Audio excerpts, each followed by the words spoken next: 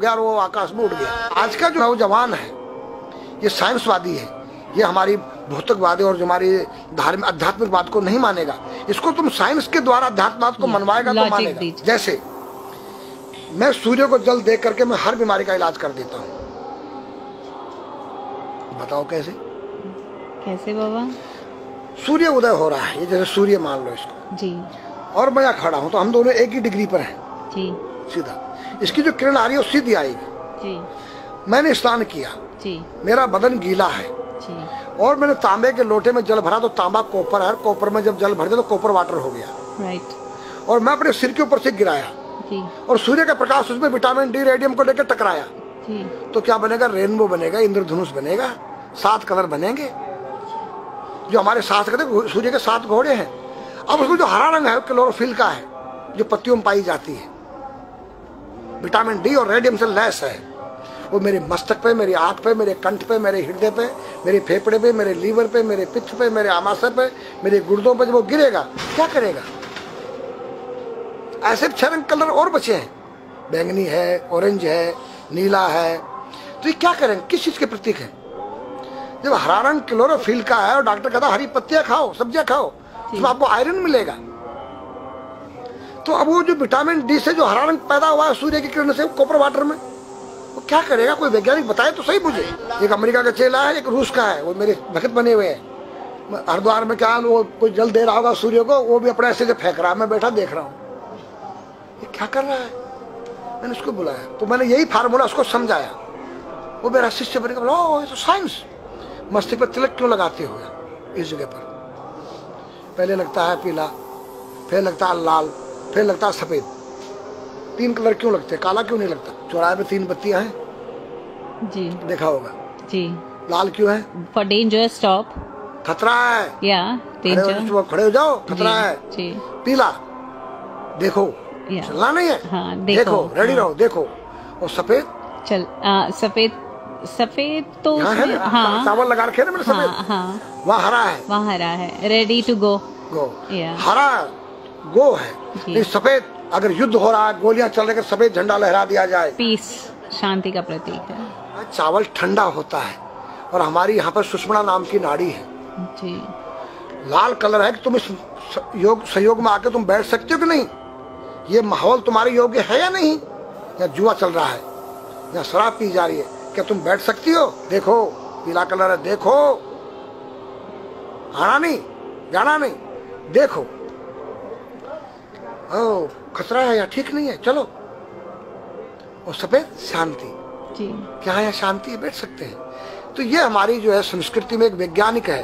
जब हम खाते गैस बनती है, तो चावल जब पानी में भीगे बाद ठंडा हो जाता है और हमारी सुषुम्ना नाड़ी पर जब लग गया है तो उस नाड़ी को ठंडा करने लग गया है। उस नाड़ी से कोई गर्म गैस को ऊपर चढ़ने नहीं देगा। और हमारे सिर ब्रह्मांड में, हमारे सिर के अंदर कोई ऐसी वायु गैस जाकर तुम्हारे सिर को परेशान नहीं कर सकता है। तो मेरे पास जितने हमारे शास्त्र पुराण ग्रंथ हैं, ये साइंस है। मैं साइंस के द्वारा इन वैज्ञानिकों को समझा सकता हूँ और रगड़ा सकता हूँ। कहा जाता है कि नागा बाबा जो हैं वो कुंभ मेले के बाद विलुप्त हो जाते हैं, ऐसा कुछ है क्या? ऐसा नहीं है। जैसे हम गंगोत्री धाम हिमालय में रहते हैं जी, वहाँ मुझे हिमालय पसंद आया जी। क्यों? कि तुम गर्मी से बचने के लिए तुम्हारे रूम में एसी लगी है जी, ठंडा पानी पीने के लिए तुम्हारे पास कृत्रिम जो है फ्रिज लगा है जी, हवा लेने के लिए तुम्हारे को पंखे या कूलर जो है कृत्रिम लगे हैं। लेकिन भोलेनाथ बाबा ने मेरे लिए नेचुरल एसी लगा रखी है और नेचुरल फ्रिज लगाया है, नेचुरल पंखे लगे हैं।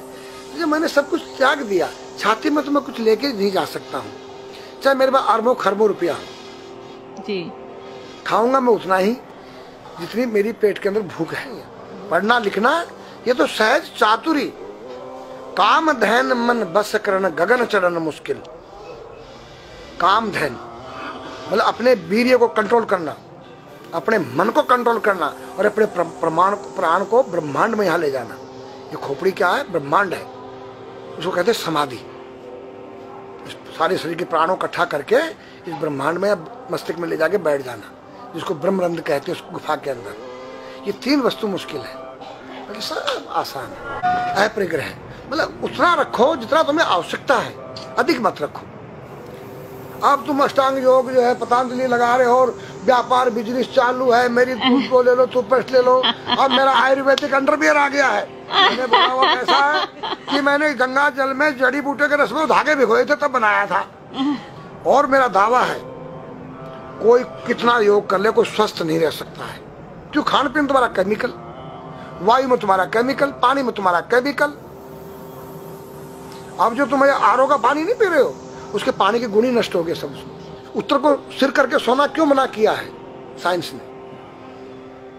हमारे शास्त्र मना करते हैं। हम उत्तर को सिर करके सोएंगे, दक्षिण को पैर करके। हम जब उठेंगे तो हमारी दृष्टि कहाँ? दक्षिण की तरफ जाती है। दक्षिण में यम का वास होता है।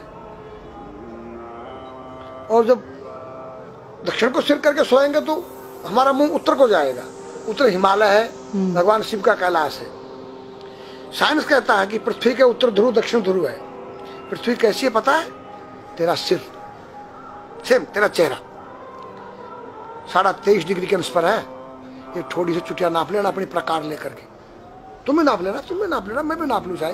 ये थोड़ी सी चुटिया 90 पर नहीं है, ऐसे तिरछी झुकी हुई है। ये चुटिया, ये थोड़ी है 66.5 डिग्री कोण बनाती है। तो ये जो चुंबकीय मैग्नेट पावर है उत्तर से नॉर्थ से साउथ तक, हम जब सिर उत्तर की तरफ करेंगे तो ये नॉर्थ है, वो नॉर्थ है, नॉर्थ को नॉर्थ धक्का मारेगा तो तुम्हारे दिमाग में और तुम्हारे हार्ट में डिस्प्रोजन होगा और बैलेंस बिगाड़ेगा। इसलिए साइंस में कहता है कि उत्तर की ओर सिर मत करो, और हमारे शास्त्र भी कहते हैं कि उधर मत करो, नीचे उधर दक्षिण की तरफ यम का वास है, उनकी तरफ दृष्टि पड़ती उठते ही। मतलब एक कहने का फर्क है, एक चीज एक ही है। आज हमारे पास योग की विद्या थी, वो गायब हो चुकी है। अब तो जो थोड़ा सा कोई एक चूहा था, वो दुकान में गया, उसको एक हल्दी कंकर मिल गया, बोला हम पंसारी हो गया है। हल्दी मिल जाने से पंसारी बन गया। जो पीटी स्कूल में कभी किया होगा आप लोगों ने, पढ़ा होगा स्कूल में, हाँ जी। उसी को योग कह रहे हैं। योग क्या है?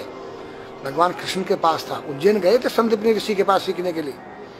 एक ही समय में 16,808 रानियों के साथ बात कर रहे हैं, अलग अलग रूप। योग से अनेक रूप बन सकते हैं। योग हनुमान जी के पास था। जब लंका में घुसे हैं तो मच्छर का रूप बनाया उन्होंने, मत्स्य के समान रूप धर कपि, मच्छर के समान। जब सीता के पास गए छोटे से बनकर, तो पूछा क्या तेरे जैसे ये सब? कि हाँ। फिर तो लंका पे विजय पाना असंभव है। तो हनुमान ने पहाड़ का जैसा रूप दिखाया, हिमालय जैसा। सर्जविन करना, अपने प्राण को निकाल के मुर्दे में डाल देना, उसको प्रकाया प्रवेश कहते हैं, जो आज है ही नहीं, लुप्त हो गई। जो जानता है किसी को बताता नहीं।